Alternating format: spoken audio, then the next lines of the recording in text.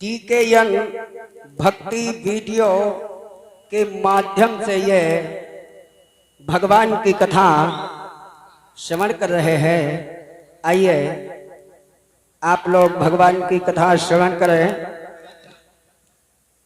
एक समय एकांत में मुनि व्यास जी बैठे हुए हैं। उसी समय देव ऋषि उनके पास आते हैं। जिस समय देव ऋषि पास में आए, कहने लगे, ऋषिराज क्या बात है, आज बड़ा उदास हो, क्या हो गया? एक समय एकांत में बैठे थे मुनि व्यास, जय हो। उसी समय देव ऋषि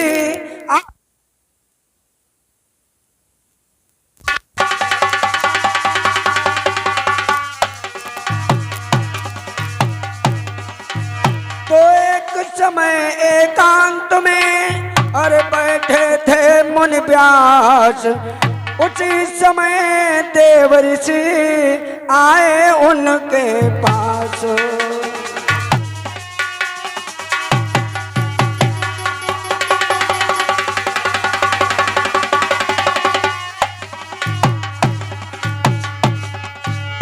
जिस समय देव ऋषि नारद नारायण नारायण का नारा बुलंद करते हुए पहुंचे और क्या बोले? अरे बोले, ऋषिराज आज मुख पर छाई गहरी क्यों चिंता है?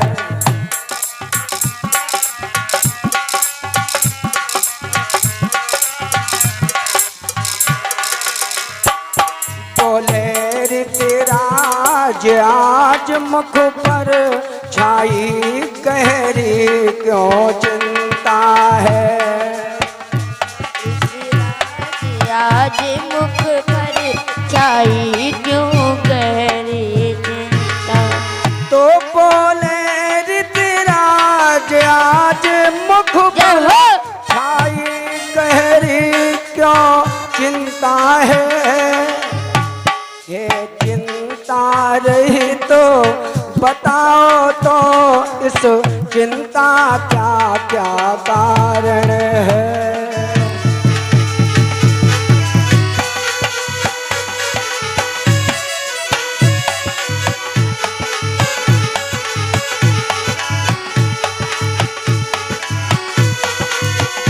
जय हो।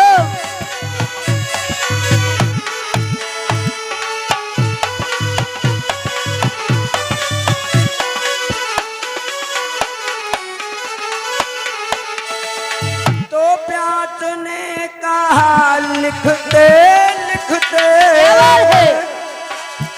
मैंने क्षण भर दम लिया नहीं, अरे फिर भी आत्मा ये कहती है तूने अब तक कुछ किया नहीं। जय हो।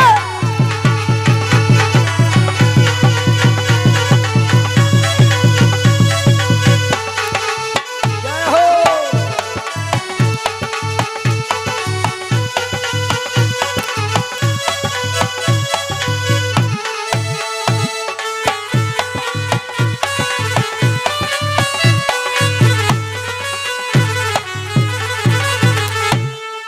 ऋषिराज से कहा व्यास जी ने, क्या बताएं ऋषिराज, मैंने लिखते लिखते एक क्षण भी नहीं दम लिया, फिर भी मेरी आत्मा को संतोष नहीं आया है। आत्मा मेरी जो है वो कहती है भी मुझे संतोष नहीं मिला है। भारत ग्रंथों के बहाने से वेदों का सार निचोड़ा है, पर आप ये समझ लीजिए कि मेरी आत्मा को शांति नहीं मिली है। नारद बोले, साफ है इसका कारण नाथ, अरे तभी लिखी पर आज तक लिखी न हरि की गाथ।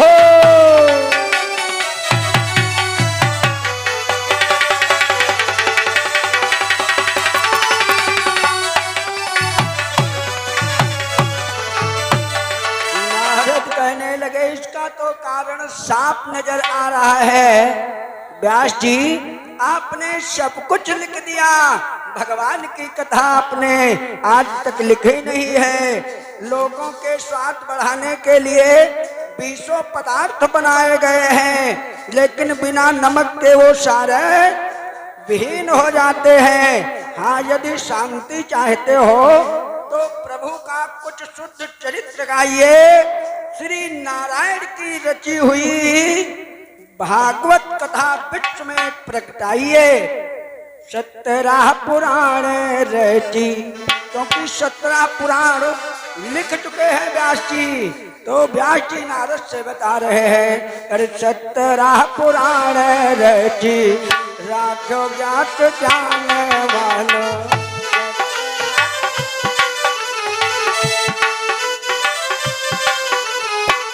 17 पुराण रची राखो व्यास ज्ञान वालो। हे तो जाग ठान कहूँ शांति नहीं पाई है।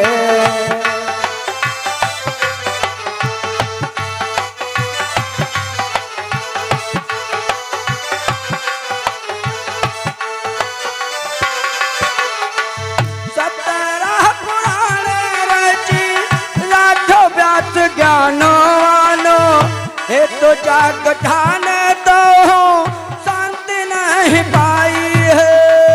हे तो जाग ठान,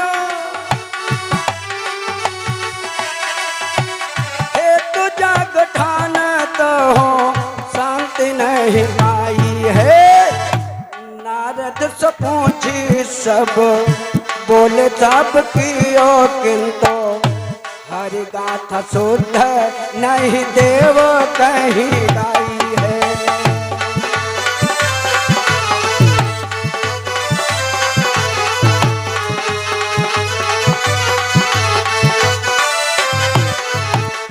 दिन इत लोक चारि सार तब ऋषिवर ने।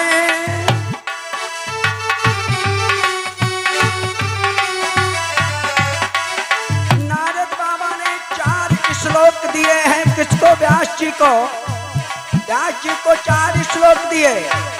दिन इत लोक चारि सार तब ऋषिवर ने, तिनके आधार धार कव्य ढाई है।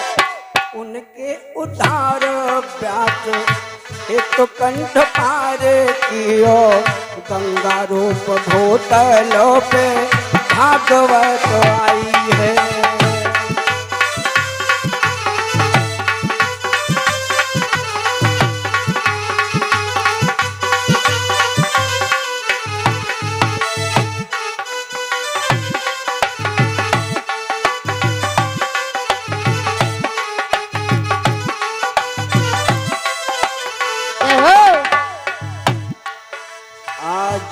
नारद बाबा के 4 श्लोक देने से ये श्रीमद् भागवत कथा जो आप लोग श्रवण कर रहे हो, ये गंगा रूप बन करके और इस धरा मंडल पर अवतरित हो गई। तो विचार किया अब ये पहले किसको सुनाए हम? तो व्यास जी ने अपने पुत्र को पहले सुनाया। तो रच कर वेद व्यास ने दिया पुत्र को ज्ञान। जय जय। वही कहा श्री सूत ने ऋषियों से अख्यान।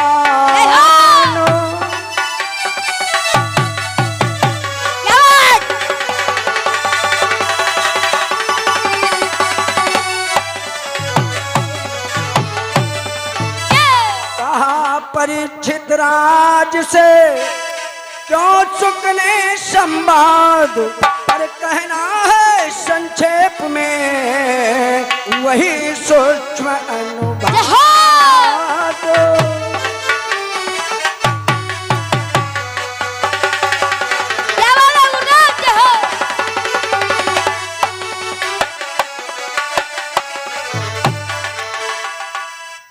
आज रच करके वेद व्यास ने पुत्र को ज्ञान दिया और यही कथा सूत जी जो है नैमिषारण्य में ऋषियों को सुनाई। आज भी आप लोग दर्शन करने जाते हो, सूत गद्दी बनी हुई है, दर्शन करते हो, उस पर केवल सूत जी विराजमान हुए थे। आज तक उस पर कोई विराजमान नहीं हुआ है। और सूत जी ने 88,000 ऋषियों को ये श्रीमद् भागवत कथा सुनाई थी। तो कहने लगे राजा परीक्षित हाथ जोड़ करके, आप मुझको वो कथा सुनाओ जिससे मेरा हृदय गदगद हो जाए। तो सुखदेव स्वामी ने राजा परीक्षित को कथा श्रवण करवाने से पहले संकेत किया है, राजन उन भगवान के परम पावन चरित्र को श्रवण करने से पूर्व अपने हृदय में मुरली मनोहर की झांकी का चरण चिंतन करते हुए सभोगत को सुलझ कर अभोगत को प्राप्त हो, ऐसा आशीर्वाद प्रदान करते हुए कहा है। राजन जिस समय समर में भीम की गदा की चोट से धराशायी हो गया दुर्योधन, उनके शांति के लिए, उनकी शांति के लिए द्रोणाचार्य का पुत्र द्रोणी जो था तो अपने मित्र के पास में पहुंचा जा करके दुर्योधन के पास। क्यों? क्योंकि मित्र वही है जो साथ दे। मित्र एक अनमोल रत्न, कब उसे तौल सकता है धन, धन मित्र को नहीं तौल सकता है। तो जिस समय दुर्योधन की जंघा टूट गई उस समय द्रोणी पहुंचा जा करके, तो कहा क्या बात? तो कहा दुर्योधन ने, भाई क्या बताएं, मेरी तो जंघा टूट गई, अब क्या करें? तो कहा तो आदेश करिए, क्या है बताइए। तो कहा जाओ तुम क्या कर सकते हो? कहा मैं जो बताओ। कहा तो आप पांचों पांडवों के शीश ला सकते हो? अवश्य लाऊंगा। तो जाइए। लेकर के कटार चला, जाकर के शिविर में प्रवेश किया, भगवान पांचों पांडवों को ले गए। कहा आज जो है विजय का दिवस है, निकाल ले गए। पांचों पुत्र सो रहे हैं। डेरों में प्रवेश करता है, द्रौपदी के पांचों बेटों के शीश काटने के लिए तैयार हो गया। प्रवेश किया और काट लिया शीश। तो हत्यारे ने क्रोध में और काट लिए वह बाल, अरे उन पांचों के शीश ले निकल पड़ा तत्काल। उन पांचों के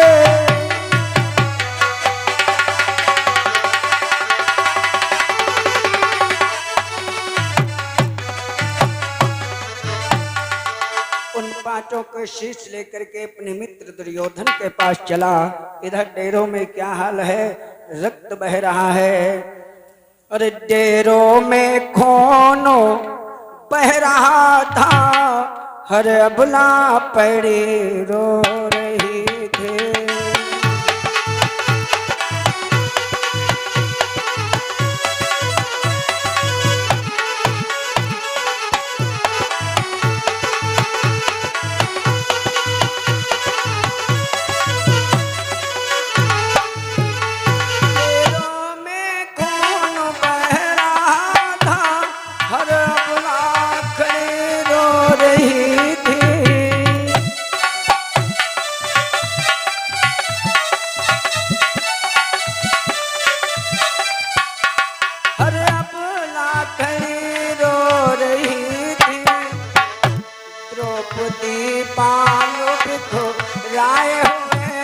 लालों पर पड़ी रो रहे थे।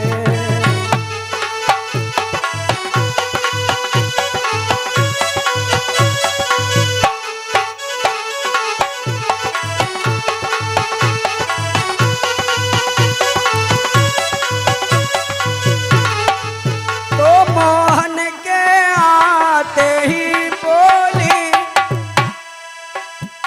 नटवर आओ पे बाकी है।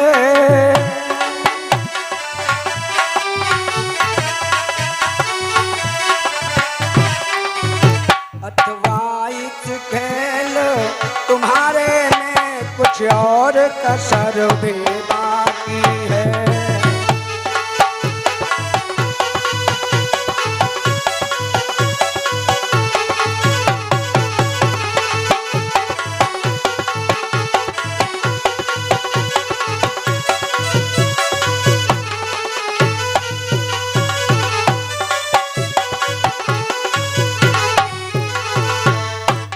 भगवान को जैसे ही द्रौपदी ने देखा अत्र आ गए और कहा, कन्हैया अगर और कसर रह गई हो, तुम्हारा खेल सब नहीं जानते हैं, अगर और कसर रह गई हो तो आप अपनी इच्छा पूर्ण कर लो।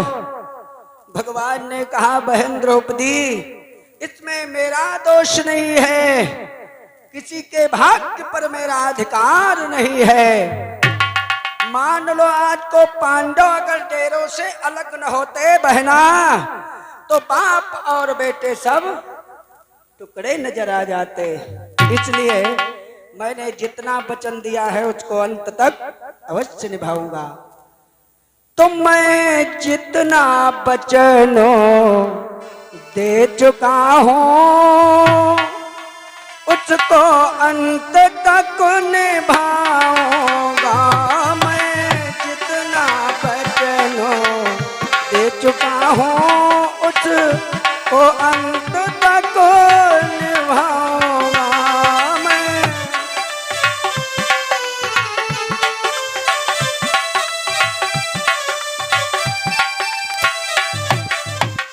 तो मैं जितना वचनों दे चुका हूँ उसको अंत तक निभाऊंगा। सब का बलिदान चढ़ा करके, सब का बलिदान चढ़ा करके धर्म को राज दिलवाऊंगा। सब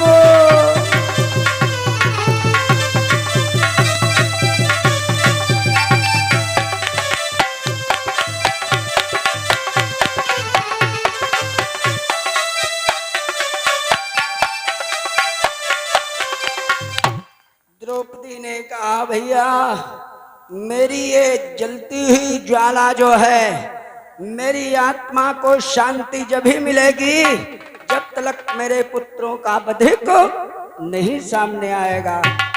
अर्जुन ने कहा, अभी आ रहा है। भगवान भी साथ में चल दिए। इधर से द्रोणी जो था, जिस समय दुर्योधन ने देखा पांचों पांडवों के शीश नहीं है, ये तो बच्चों के हैं, अत्यंत दुखित हो गया, प्राण छूट जाते हैं। इधर द्रोणी फिर आ रहा है पांचों पांडवों के शीश लेने के लिए। मेरे भाई, जिस समय रास्ते में मुलाकात हो जाती है, भीम, अर्जुन, नकुल, सहदेव, युधिष्ठिर, कोई नहीं गया है, भगवान श्याम सुंदर और अर्जुन गए हैं। वहां रास्ते में मुलाकात हो जाती है, पकड़ करके चले, लेकिन उसके पास में रोक सकती थी, उस ब्रह्म बाण को छोड़ देता है। अर्जुन को कोई पहचान नहीं थी। भगवान उस बाण को, शरीर अपना बदन बढ़ाते हैं, उसको निगल जाते हैं और अर्जुन दौड़ करके बांध लेते हैं। लेकर के बांध कर जब आए तो भीम ने कहा, क्यों दुष्ट, तूने मेरे पांचों पुत्रों के शीश काट लिए, मूर्ख, अरे नीच, तुझे ये नहीं मालूम है। अब देखता हूं तो कितना वीर है, कितना योद्धा है, आज मैं तुझे अवश्य देखूंगा। तो नीच कमान तान फिर से, देखो ताना बना तेरा, आज आज मैं तुझे ये देखना चाहता हूँ तुम कितने बड़े वीर हो। ओ नीच कमान तान फिर से, अरे देखो ताना बाना तेरा, अरे पिस्तरे बांध उठ चुका आज दुनिया से आप दाना तेरा, पिस्तरे बांध उठ।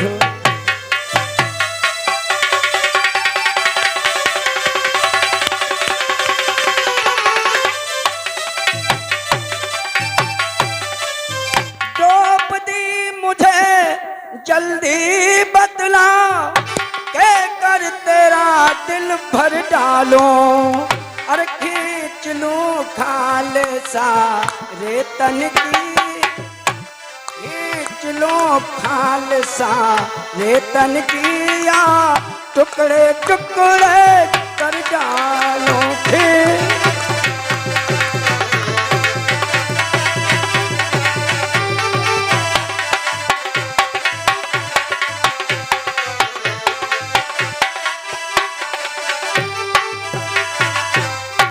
गरज रहा था शीश पर यो ही काल करार, पानी पानी था उधर वो द्रोणी काला। जिस समय ये सुना तो कहा मैंने अपने भर करनी में मैंने कुछ नहीं उठा रखा है, आपने दृढ़ता में कुल का अंकुर भी नहीं रखा है अपने दृढ़ता में। कहा भीम ने अब तुझे जीवित नहीं छोड़ूंगा। पांचाली कहने लगी हाँ भैया, इतने मेरे पांचों पुत्रों के शीश काट लिए हैं।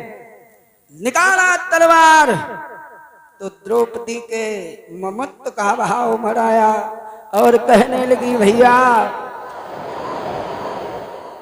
पांचाली यह बचन सुनो, तुरंत उठे उमगाए, बोली बच प्रभु हो चुका अपराधी का न्याय।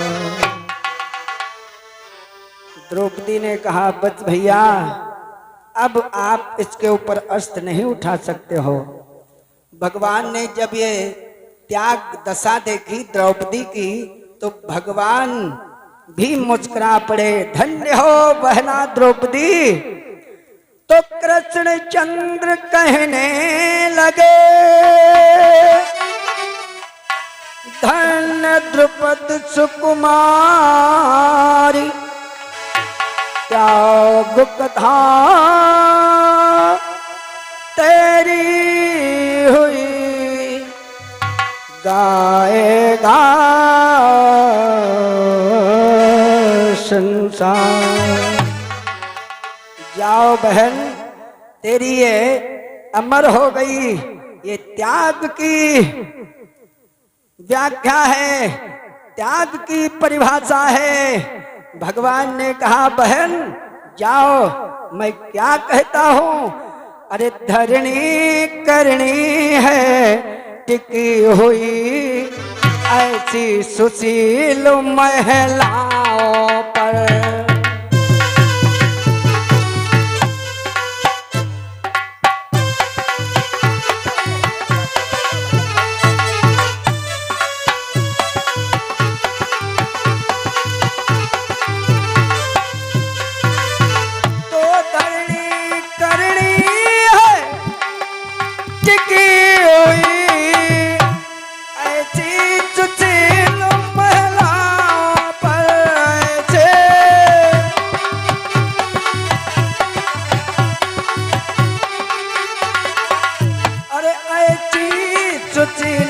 महिलाओं पर और बलवानों की गर इज्जत है।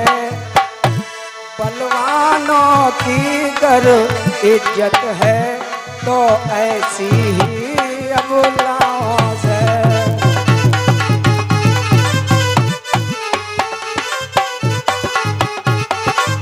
क्या बात है, ढोलक मास्टर जय हो।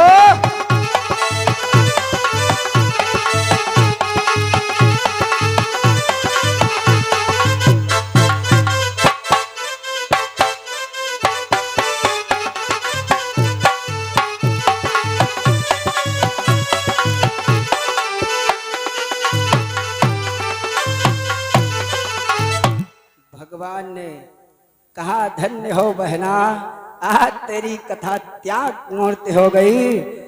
जब ये द्रौड़ी ने देखा तो लज्जित हो गया, लज्जित हो गया और भगवान के सामने हाथ जोड़कर खड़ा हो गया और कहने लगा, आप तो घटघटवासी हो श्याम सुंदर, अगर आप घटघटवासी न होते तो 100 कौरव।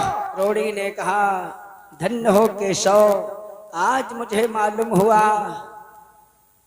तो भगवान की तरफ देखता है, कहने लगा प्रभु क्या बताएं, मैंने तो दुर्योधन के कहने से पांचों पांडवों के वंश को मैंने नष्ट कर दिया और भगवान के सामने खड़ा हो गया, निवेदन करने लगा प्रभु आपकी जय हो, आपकी जय हो।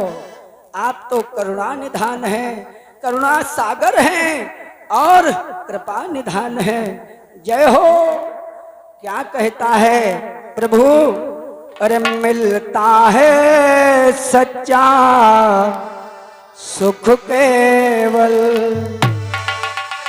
मिलता है सच्चा सुख केवल, भगवान तुम्हारे चरणों में मिलता है सच्चा सुख केवल, भगवान तुम्हारे चरणों में मिलता है सच्चा सुख केवल, भगवान तुम्हारे चरणों में मिलता है सच्चा सुख केवल, भगवान तुम्हारे चरणों में मिलता है सच्चा सुख केवल।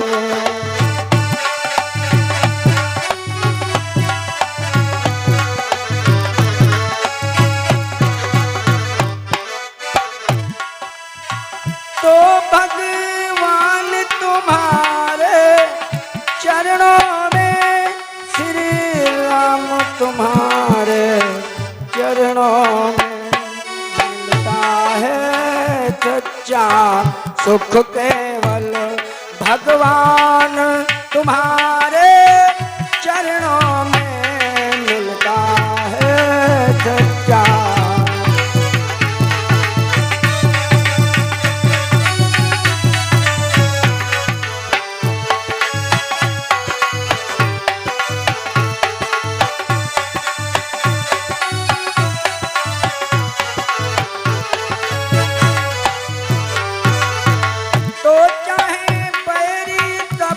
संसार बने, चाहे जीवन मुझ पर भार बने,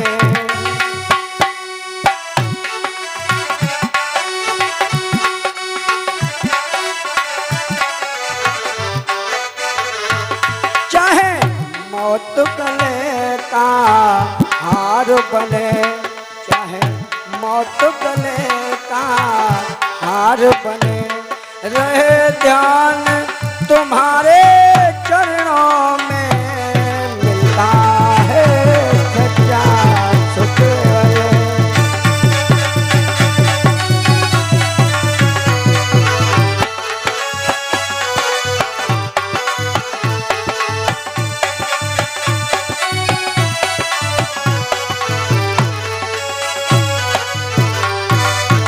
तो चाहे अग्नि में मुझे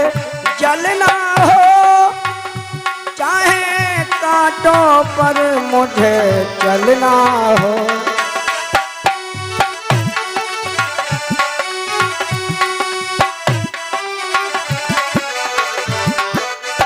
अरे चाहे छोड़ के देशो निकलना हो, चाहे छोड़ के देशो निकलना हो, रहे ध्यान तुम्हारे चरणों में मिलता है।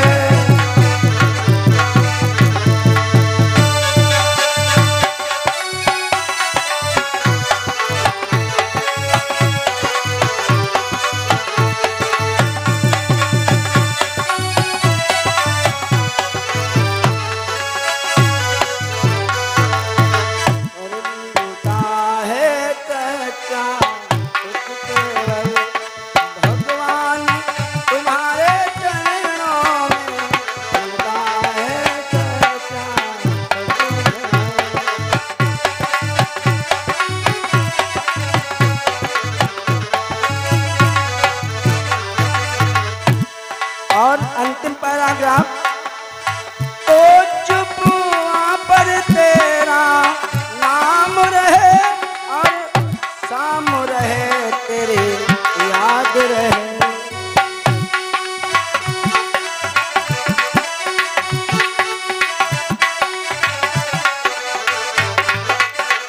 और अरे जीभ्या पर तेरा नाम रहे और